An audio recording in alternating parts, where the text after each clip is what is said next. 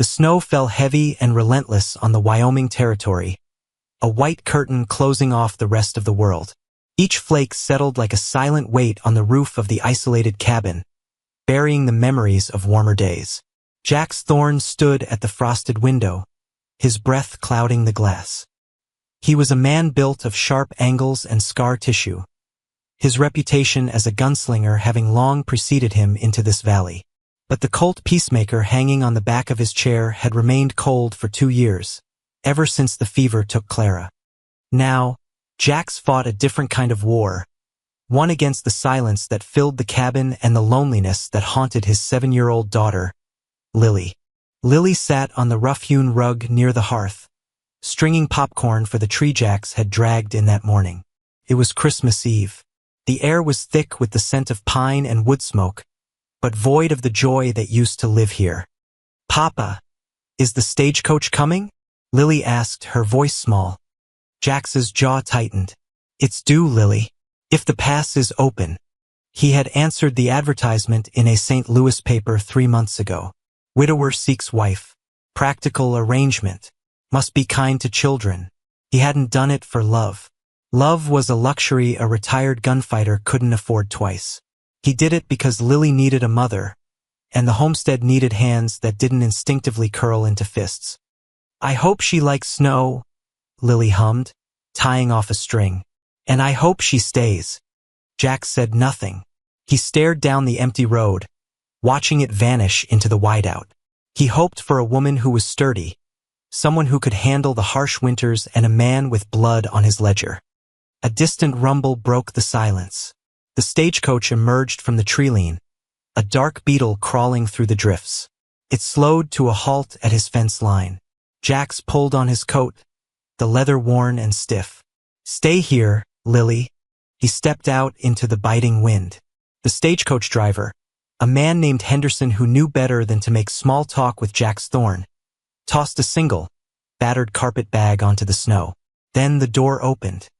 Jax expected a sturdy farm girl from Missouri or a widow from the east in heavy wool. What stepped out made his boots freeze in the drifts. The woman was slight, shivering violently the moment the wind hit her. She didn't wear wool or flannel. She wore a dress of foreign cut, a cheongsam of faded crimson silk, the high collar frayed, the intricate frog clasps holding together fabric that was threadbare and patched. It offered no protection against a Wyoming winter. Her shoes were thin slippers, wrapped in rags to keep the snow from her skin. She was Chinese. Her hair was pulled back in a severe bun, dark as a raven's wing, highlighting the pale exhaustion of her face. She clutched her bag with white-knuckled desperation. Henderson snapped the reins, eager to leave, and the coach rolled away, leaving silence in its wake. Jack stared. This was not what he had expected. The advertisement hadn't mentioned race, and the agency hadn't mentioned poverty this profound. "Mr. Thorne." Her voice was a whisper, carried away by the wind. She pronounced his name carefully. "Ya Maylin." Before Jax could respond, the cabin door creaked open. Lily, unable to wait, ran out into the snow in her boots. "She's here." "Lily, get back inside," Jax barked, though not unkindly. Lily ignored him, sliding to a stop in front of the stranger. She looked at the shivering woman, at the red silk fluttering in the gale. "Papa, she's freezing. Look at her dress. It's like a fairy tale, but it's full of holes." Lily reached out, grabbing Mei Lin's frozen hand. "Come on. Papa keeps the fire hot." Jax saw the hesitation in Mei Lin's eyes, the fear of rejection, the brace for cruelty. He had seen that look in men facing the barrel of his gun. He stepped forward, his large frame blocking the wind. "Inside," Jack said, his voice gruff, "before you both freeze." He didn't offer his arm, he wasn't a gentleman, but he picked up her carpet bag. It was light, heartbreakingly so. Inside the cabin, the warmth hit them like a physical blow. Mei Lin stood near the door, water dripping from her hem onto the floorboards. She looked around the rustic space, her eyes landing on the gun belt, then moving to the child. She held herself with a rigid dignity, spine straight despite the shivers racking her frame. Sit by the fire, Jax commanded, pointing to his armchair. I would not want to dampen your furniture, she said, her teeth chattering. It's wood and leather. It dries. Sit. She obeyed, sinking into the chair. Lily was already moving, disappearing into the kitchen. She returned with a steaming mug. This is coffee, Lily explained seriously. It's in Mama's cup, the one with the blue flowers. She said it made the coffee taste like spring. Jack stiffened. That was Clara's favorite cup. He hadn't touched it in 2 years. Mei Lin's hands trembled as she accepted the offering. She looked at the chipped porcelain, then at the little girl. It is a beautiful cup, she said softly. I am honored to hold it. She took a sip, and the color began to ghost back into her cheeks. Jax leaned against the doorframe, arms crossed, studying her. The red silk was mended in a dozen places with tiny, precise stitches. It was the clothes of a woman who had nothing left but her pride. You're a long way from home, ma'am, Jack said. Mei Lin lowered the cup. I have no home, Mr. Thorne. Not anymore. The agency. They didn't say. They did not say I was Chinese? She met his gaze, her dark eyes steady. If they had, would you have paid for my passage? Jax held her gaze. He was a man who valued truth, even when it was ugly. Likely not. This country isn't kind to your kind. And I ain't known for being a socialite. I know of your reputation, she said. The gunslinger of the basin. I know you are a dangerous man. And yet you came. Starvation is also dangerous, Mr. Thorne. And loneliness is a slow death, she gestured to Lily, who was now stroking the silk of Mei Lin's sleeve in wonder. I saw a father looking for help. I am a widow who needs a roof. I can cook. I can sew. I can teach. I ask for nothing but safety. Why the rags? Jax asked bluntly. The money I sent for travel. It was enough for a coat. Mei Lin looked down at her hands. My husband was a merchant in San Francisco. When he died, his debts were significant. The creditors took everything. The house, the furniture, my Western clothes. I sold the ticket you sent to pay the last of his honor debt and traveled in the cattle cars to get here. I would not come to you owing another man money. Jax felt a strange sensation in his chest. Respect. She had ridden across the country in winter, in a cattle car, wearing silk, just to settle a dead man's debts and arrive with a clean slate. That was a code of honor most men he knew didn't possess. You paid a high price for honor, Jack said. It is the only thing that cannot be taken from us, she replied. Lily, Jack said, pushing off the doorframe. Show Miss Mei Lin the spare room. Give her one of my flannel shirts and a blanket. We'll find her something proper to wear tomorrow.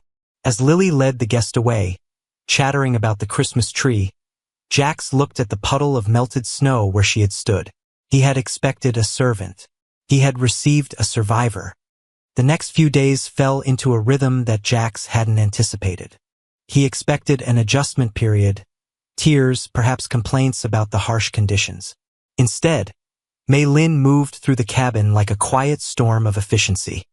She wore Jax's oversized flannel shirt, belted at the waist with a piece of rope, the sleeves rolled up to reveal slender but capable forearms. She didn't try to change their lives. She simply elevated them.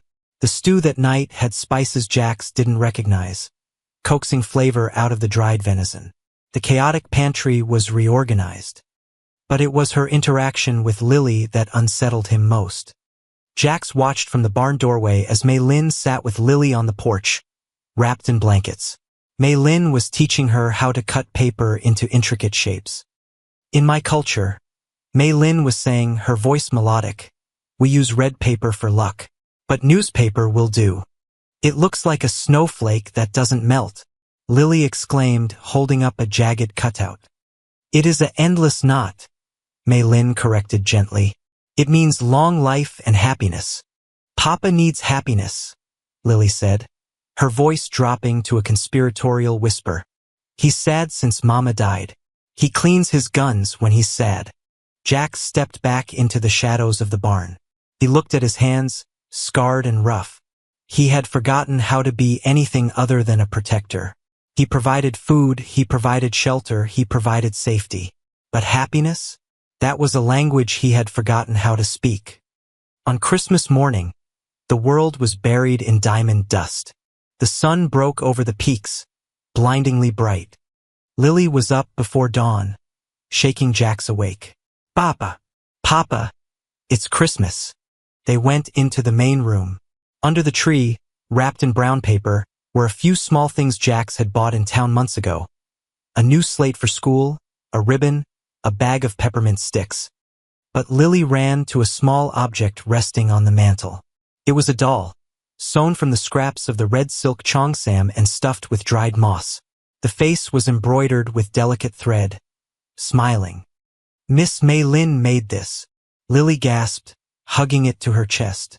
Look, Papa, it's wearing a dress like hers. Mei Lin emerged from the kitchen, holding a tray of biscuits. She looked uncertain. I hope it is acceptable. I had little material. It's beautiful, Lily declared. She ran to Mei Lin and buried her face in the woman's waist. Thank you. Mei Lin froze for a second. Then her hand came down to stroke Lily's hair. Jax saw her eyes close, a look of profound relief crossing her face. Jax cleared his throat. He reached into his pocket. He hadn't wrapped it.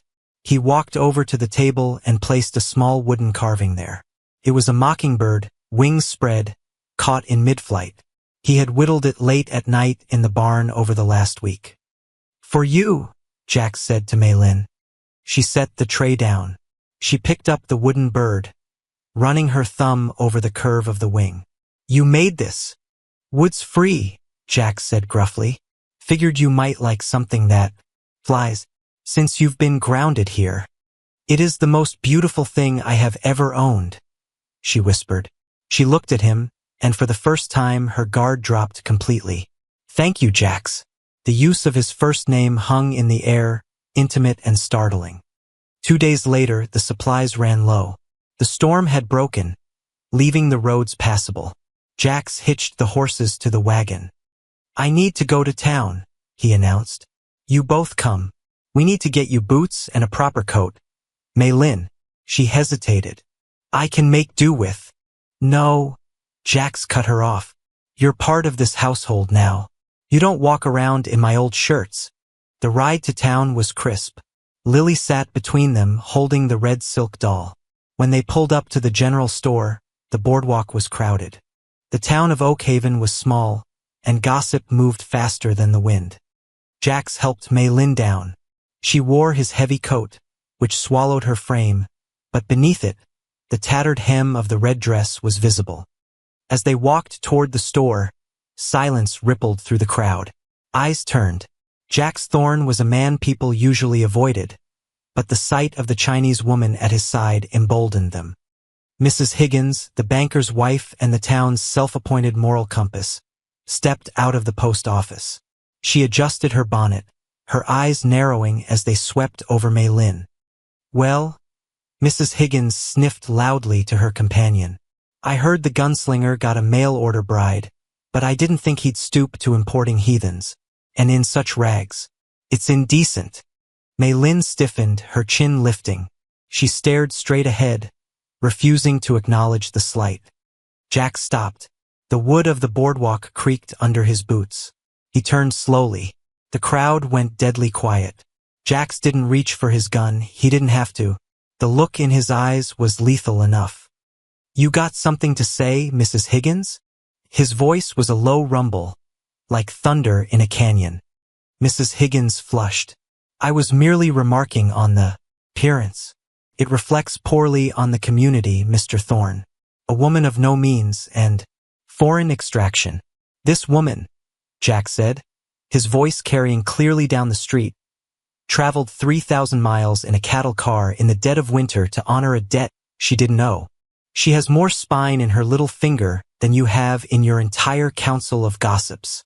He stepped closer, and the crowd parted. She is under my protection, Jax said, and she is under my roof. If any of you have a problem with her clothes or her face or where she comes from, you bring that problem to me. Do I make myself clear? Mrs. Higgins paled and scurried back into the post office. The blacksmith, an old friend named Sam, tipped his hat. "Clear as day, Jax." "Ma'am." He nodded to Mei Lin. Jax placed a hand on the small of Mei Lin's back, a possessive, protective gesture, and guided her into the store. Inside, Mei Lin walked to a display of wool coats. Her hands were shaking. "I am sorry," she whispered. "I have brought you shame." Jax turned her around to face him. He took her hands in his. They were rough against her smooth skin. "You didn't bring shame, Mei Lin.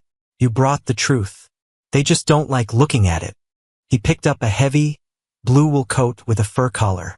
"Try this on. It matches your eyes." Mei Lin looked up at him, startled. "My eyes are dark. Like the night sky," Jax said. "Best thing to look at in this territory." The weeks following the trip to town brought a thaw, both outside and inside the cabin.